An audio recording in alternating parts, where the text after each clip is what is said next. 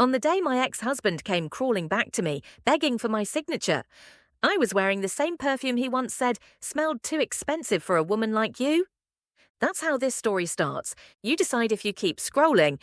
3 years ago, I was kneeling on the floor picking up my clothes from our hallway. My husband, no, my owner, that's what he thought he was, stood over me with his hands in his pockets, watching me like a bored spectator. "Stand up straight when I talk to you," he said. His voice was slow, deliberate, the way people talk when they're enjoying being cruel. I stood, one hand on my swollen belly, 6 months pregnant, dizzy, barefoot on the hardwood. He looked me up and down, eyes cold. "You're dragging me down, Nora. You've let yourself go. You're boring." There was another woman in the room, leaning against the doorframe. Red lipstick, his assistant, the one he swore was just good at scheduling. He glanced at her as if they were sharing a private joke. Then he turned back to me. "Listen carefully," he said. "Successful men don't stay with weak women. I need someone who matches my level, not a hormonal charity case." My chest tightened. "Ethan, I'm carrying your child." He stepped closer so I could feel his breath. "Exactly. That's the only reason you've been here this long."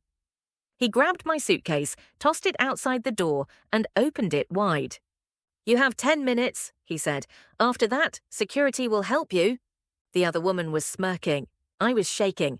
I walked out with my suitcase, my baby, and exactly $417 in my bank account. Behind me, the door clicked shut. That sound, that soft, neat click, became the soundtrack of my rage. The next year tasted like rust and coffee. I slept on a friend's couch, worked freelance design jobs on a laptop that overheated every hour, and threw up from pregnancy stress more than from morning sickness. I gave birth alone, no father's name on the hospital bracelet, just Nora James, mother. But while my body healed, my mind sharpened. Every insult from Ethan became fuel. Too emotional. Too soft. Too dependent. Fine. So I built something that needed no one. When my daughter Mia was 5 months old, I started a branding studio from my kitchen table. By the time she turned 2, I had 6 employees, a downtown office, and clients who didn't sign anything until they heard my opinion first. I stopped checking Ethan's social media. He was dead to me. Until the day he walked into my office. My assistant buzzed in. "There's a Mr. Ethan Clark here to see you, says it's urgent." For a second I forgot how to breathe. Then I smiled. "Send him in." He walked in like he still owned every room he entered, same expensive suit, same perfectly styled hair, but his eyes were wrong. There was something under the surface, panic, desperation.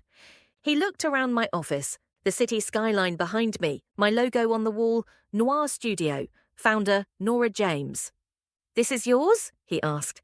"Yes," I said. "Careful, some of us weak women build things when no one's watching." He tried to laugh it off. "Nora, come on, you've always been dramatic." He sat without being invited and dropped a folder on my desk. "My father passed away last month," he said. "Left behind a massive portfolio. Real estate, shares, the company. All of it is being transferred to me." He pushed the folder toward me.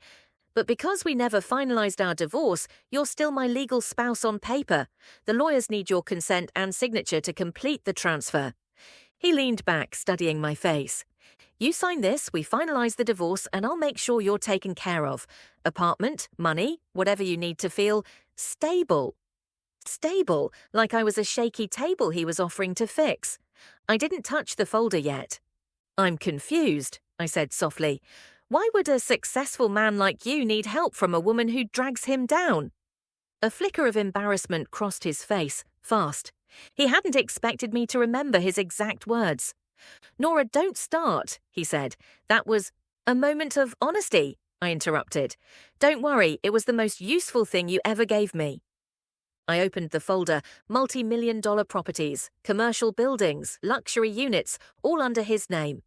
My name mentioned once, in small letters. Spouse, Nora James Clark. My fingers brushed that word. Spouse. Funny, I didn't remember being treated like one. "You need my signature," I said. "Yes." He exhaled with relief, mistaking my calm for compliance.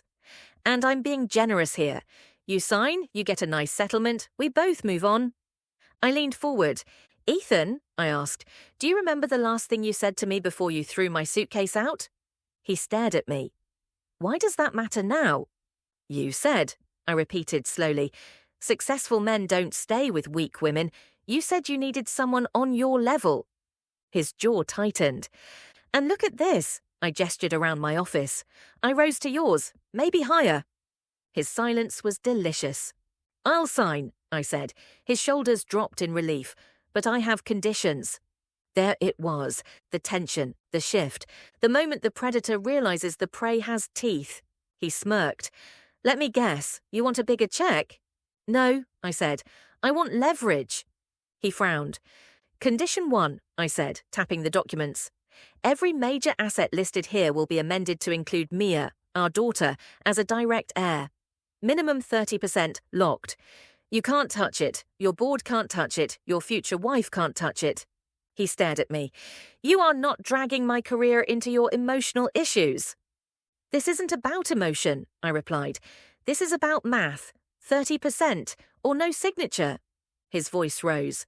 Nora, be serious. This portfolio isn't some toy. My father...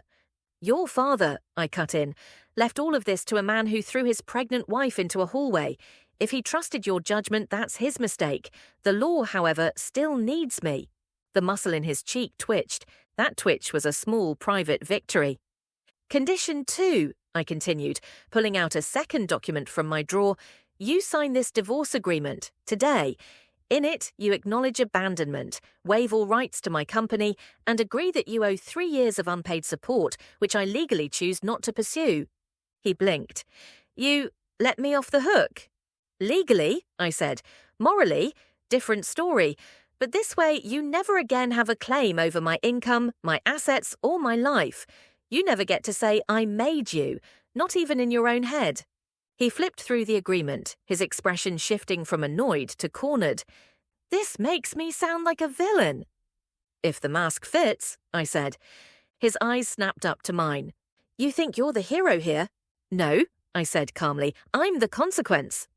He stood, pacing my office, running his hands through his hair. You're playing a dangerous game, Nora, he said. And you're late to the table, I replied. This game started the night you chose to humiliate your pregnant wife in front of another woman. He stopped. Do you think anyone else would have put up with you? He snapped. Your mood swings, your anxiety, my humanity? I tilted my head. Don't worry, I weaponized it. He realized something then. The girl he threw out would have cried on this floor. The woman in front of him smiled instead. Finally, he grabbed the pen. Fine, he hissed. You want your precious daughter written in? Done. You want this dramatized divorce crap? Done. He signed the amended inheritance documents, pressing so hard the ink nearly bled through. He signed the divorce agreement like he was cutting his own throat on paper. When he shoved the pen toward me, his hand was shaking. Your turn, he said. I signed both documents with steady strokes. Not a tremor, not a pause. To him, it was bureaucracy. To me, it was the final scene of a movie I had been trapped in for years. He lingered at the door, one hand on the handle. You know, he said without turning around, if you'd just stayed quiet, if you'd played nice, you could have had all of this without a fight. I laughed once. Sharp, short. It made him turn. Ethan, I said, if I had stayed quiet, you wouldn't be standing here at all. You'd be on top of your little world, convinced you were untouchable. My silence would have been your crown. I stepped closer, close enough to see the lines forming at the corners of his eyes. He wasn't a god anymore, just a tired man with too much to lose. You once told me, I said softly, no successful man would stay with a woman like me. I let the moment hang. Then I smiled. Look at you now, all your success, all your power. And you still had to come crawling back to the woman you threw out, begging for her signature. His jaw locked. He looked away first. That was it. That tiny surrender. That was the revenge. Not screaming, not breaking. Just watching the man who called you weak choke on the reality that he needed you to survive his own inheritance.